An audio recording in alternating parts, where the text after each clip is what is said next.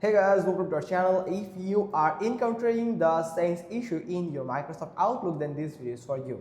It could be a reason, the main reason could be your internet connection for the sensing error. So if you are finding the same issue, so if your account was disabled for a long time and it's not sensing now, so it might be reason of there is lots of data that has just stored here that is now sensing. So for that you must need a stable internet connection for a stable internet share. You can see, so make sure that your Wi-Fi, if you are connected with Wi-Fi, so it is on the stable network, stable area and stable internet connection and speed. Or if you are connected on Ethernet cable, so make sure that you have just this like the network, the view network connections, and go here and simply click on Ethernet cable and simply click on properties.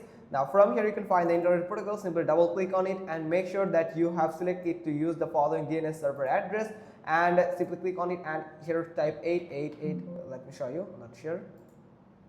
So just like this, 8888, and you can, and the alternate DNS is 8844.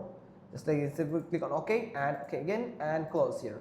So then you can do is another thing. If you are using the Outlook application, then you can simply click on Windows and search for apps, and here is the settings where you can find all the apps here, and here is the install apps and search for Outlook from here, Outlook, and here it is. Now simply click on the three button and uninstall it, and again reinstall it from the Microsoft official store, and make sure that you have just updated the latest version of Outlook, so it can actually help you to solve this sensing issue.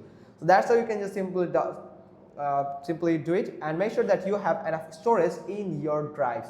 So that's pretty much all thing. Hope you got this. If so, then give us a thumbs up. Don't forget to subscribe our channel, and thanks for watching. Till next time.